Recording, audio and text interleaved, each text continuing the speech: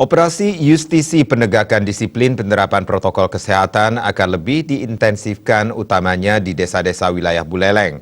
Ini dilakukan mengingat upaya penegakan disiplin ini efektif dapat menurunkan angka penyebaran COVID-19. Operasi penegakan disiplin protokol kesehatan kini terus dilakukan. Bahkan kini operasi tidak hanya dilakukan di perkotaan, melainkan ke pedesaan yang masuk dalam zona bahaya penyebaran COVID-19. Operasi gabungan masih terlihat hanya di permukaan saja. Di desa-desa, operasi yang dilakukan belum signifikan.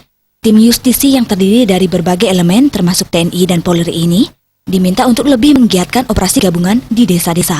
Kebijakan berkegiatan utamanya yang melibatkan kerumunan juga sudah jelas untuk bisa dikurangi. Segala upaya yang dilakukan yang bermuara pada kepentingan masyarakat. Ada bukti empiris bahwa kedisiplinan dalam menerapkan protokol kesehatan mengurangi angka penyebaran di Kabupaten Buleleng. Selama 4 hari berturut-turut, angka kasus terkonfirmasi COVID-19 baru di Buleleng menurun.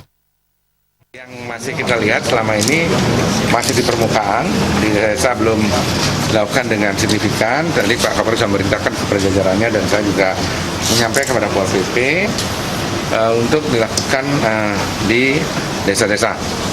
Ya, arahan ke arah kebijakan gubernur sudah jelas untuk mengurangi acara-acara keagamaan, tidak ada tajen, ya. Pokoknya mengurangi kita sudah mendapatkan denda yang ditilang itu adalah 50 orang. 55 orang yang sudah didenda. Ya, jadi di sini Pemda beserta dengan kami sudah sangat tegas sehingga sampai dengan saat ini ada 50 orang yang sudah didenda.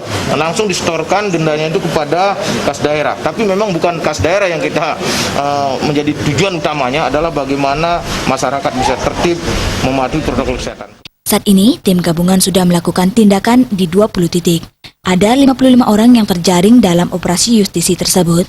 Tujuan utama dari operasi justisi ini tentunya bukan denda, melainkan bagaimana masyarakat disiplin menerapkan prokes.